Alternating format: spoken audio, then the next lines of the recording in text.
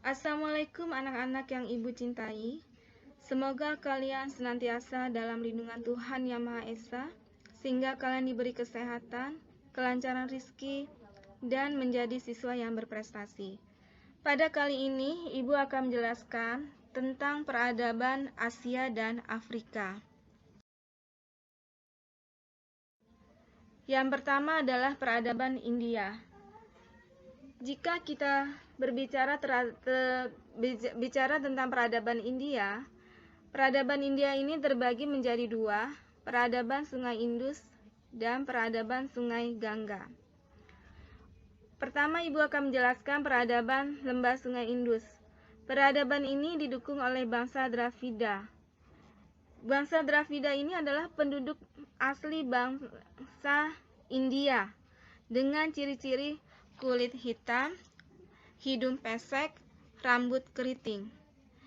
Namun, hasil peradaban lembah Sungai Indus ini diakui oleh dunia karena salah satunya adalah yaitu tata kotanya sudah modern, yaitu Mohenjo-daro dan Harappa yang dibangun berdasarkan perencanaan kota yang modern. Maksudnya ini sudah rapi, sudah terstruktur, Kemudian bangunan-bangunan kunonya seperti rumah, gedung, pertokoan ini terbuat dari batu bata dan dibangun di tepi jalan raya dan sudah rapi.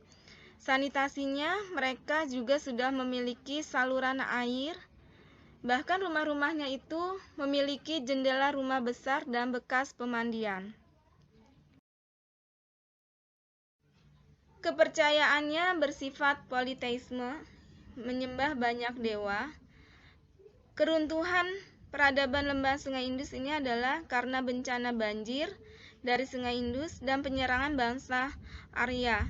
Bangsa Arya ini berasal dari Eropa, yaitu dari Jerman. Sekarang selanjutnya adalah peradaban lembah Sungai Gangga yang terletak di pegunungan Himalaya.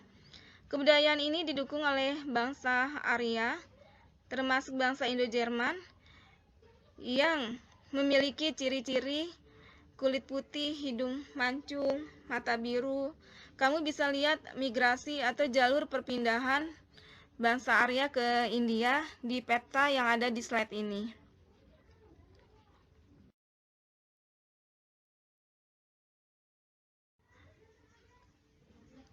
Keruntuhan peradaban lembah Sungai Gangga ini adalah karena adanya kematian Raja Chandragupta II yang merupakan raja termasyhur dari kerajaan Gupta, Dan sedangkan percampuran bangsa Arya dan Dravida ini menghasilkan sastra, yaitu Mahabharata dan Ramayana. Bahkan cerita Mahabharata dan Ramayana ini tidak asing bagi bangsa Indonesia.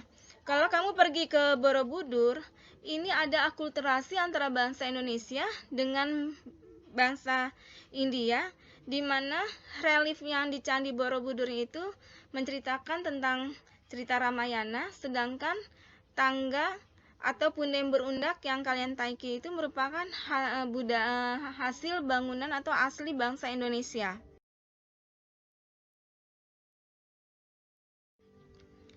Pengaruh peradaban India adalah pertama munculnya agama Buddha yang dibawa oleh Siddhartha Gautama. Siddhartha Gautama ini adalah anak seorang raja, yang seharusnya dia menggantikan ayahnya, tetapi dia tidak mau karena dia merasa tidak menemukan ketenangan batin, yang akhirnya dia keluar dari kerajaan, mengembara, kemudian sampai di pohon Bodhi. Di sini dia merasa menemukan ketenangan batin, ini lahirlah agama Buddha. Kemudian munculnya agama Hindu yang dibawa oleh bangsa Arya dan bangsa Dravida. Jadi agama Hindu ini percampuran, sinkritisme istilahnya.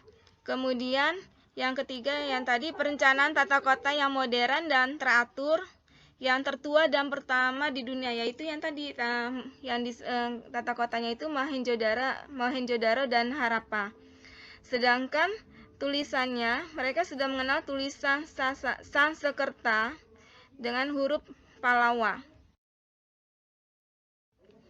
Peradaban lembah sungai Huang atau Huanghao atau yang disebut juga dengan Sungai Kuning, ya. Peradaban ini di ketiga sungai ini, ya, sering dilanda banjir dan membawa endapan lumpur berwarna kuning. Sehingga endapan lumpur yang berwarna kuning ini mengakibatkan daerah yang dilalui ketiga sungai ini menjadi subur, ya. Ditanami apa aja tanamannya itu akan hidup, ya. Pemerintahan Cina kuno ini bercirikan dinasti-dinasti. Ini ada kurang lebih ada yang menurut fakta sejarah ini ada 6 dinasti, ya. Dinasti yang pertama adalah Hsia, kemudian dinasti Shang. Pada masa dinasti Shang ini sudah mengenal tulisan piktograf. Kemudian dinasti Zhou. Dinasti Zhou ini muncul ahli filsafat filsafat yang ini adalah yang dibawa adalah Lao Tzu. Ajarannya adalah tentang semangat keadilan dan kesejahteraan. Konfuse menyesuaikan diri dengan keselarasan dan keseimbangan. Yang terakhir adalah Mengse. Kalau Mengse ini lebih kepada rakyat yang paling utama atau terpenting, dan ini menjadi peletak dasar demokrasi di Cina. Kemudian dinasti Qin, ya, yang paling fenomenal dan menjadi salah satu keajaiban dunia adalah membangun tembok besar Cina, The Great Wall of Qin. Tujuannya untuk mempertahankan negerinya dari serangan bangsa Mongol dan Xiongnu. Sampai sekarang, ya, tembok besar Cina ini selalu ramai dikunjungi oleh wisatawan baik dari domestik maupun dari luar negeri. Namun di balik pembangunan tembok Cina ini banyak kisah yang menyedihkan karena rakyatnya dipaksa kerja rodi untuk membangun ini, dan banyak yang ribuan orang yang meninggal, ya. Kemudian dinasti Han. Dinasti Han pada masa dinasti ini adalah menguasai Jalan Sutra, dan terakhir adalah dinasti Tang. Peradaban lembah sungai Efrat dan Tigris. Peradaban lembah sungai Efrat ini sekarang ini terletak di Irak. Kedua sungai ini, Efrat dan Tigris, membentuk wilayah yang subur disebut Mesopotamia. Sistem pemerintah Mesopotamia ini dibagi, ya, dibangun oleh kerajaan Sumeria, kerajaan Babilonia lama, kerajaan Assyria, kerajaan Babilonia baru, dan Persia.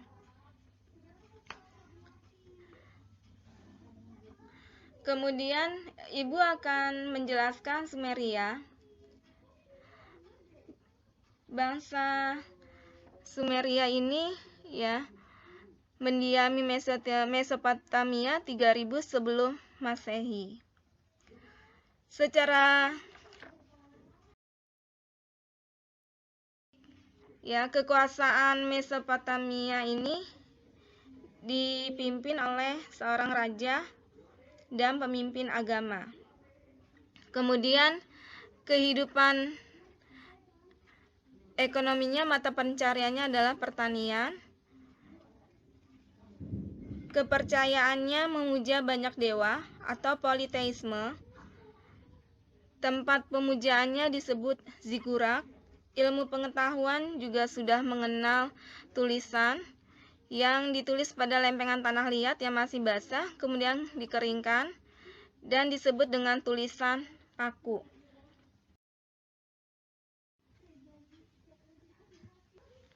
Babilonia lama ini beribu kota di Babylon atau Babil. Kata Babylon ini berasal dari kata Babila atau Babilu yang berarti gerbang menuju Tuhan. Kota Babylon ini dialiri oleh sungai Efrat. Raja terbesarnya adalah Hammurabi. Sistem pemerintahan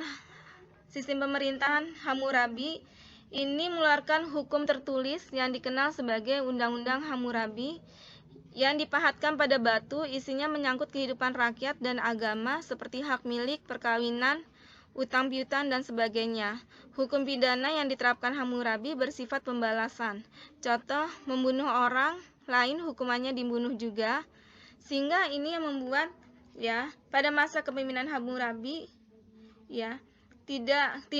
tingkat kriminalitas itu tidak banyak karena sistem hukumnya itu yang merupakan bersifat pembalasan. Jadi masyarakatnya takut melakukan perbuatan menyimpang atau kriminalitas.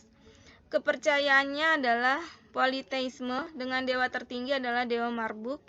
Kemudian ilmu pengetahuan sudah mengenal beberapa planet yaitu dalam bidang astronomi. Assyria, mereka tinggal di hulu sungai Efrat. Bangsa Assyria ini adalah membangun kota Asur dan Ninive. Politik mereka mencapai gemilang pada masa Asurbanipal II. Kepercayaannya politeisme, dengan dewa utamanya adalah dewa Asur. Kemudian ilmu pengetahuan dan teknologi, mereka telah menghitung 1 tahun sama dengan 365,5 hari dan membangun perpustakaan besar. Ada sekitar 22.000 buku. Mata pencariannya adalah pertanian, dengan hasil pertanian utama gandum, zaitun, anggur, dan sayur-sayur.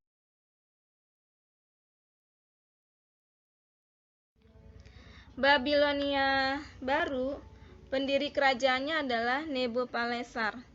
Sedangkan raja yang termasyhur adalah Nebukadnezar II. Yang pada masa pemerintahannya, Nebukadnezar II ini membangun menara Babil atau zigurat raksasa yang menjulang tinggi sekitar 90 meter dan membangun taman bergantung The Hanging Garden yang begitu mempesona sehingga dianggap sebagai salah satu keajaiban dunia yang dipersembahkan oleh istrinya. Kamu bisa lihat gambar zigurat dan taman bergantung di slide ini. Kemudian yang terakhir adalah Persia. Raja terbesar dari kerajaan Persia adalah Darius Agung. Kemudian akibat memperluas wilayahnya ke barat sampai ke Asia Kecil yang dilakukan oleh Darius Agung ini mengakibatkan terjadinya perang Yunani sampai Persia.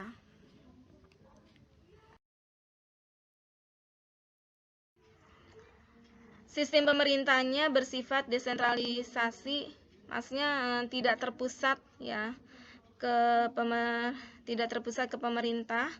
Kemudian kepercayaannya adalah Zoroaster. Persia runtuh karena mendapat serangan dari Iskandar Agung, Makedonia Yunani.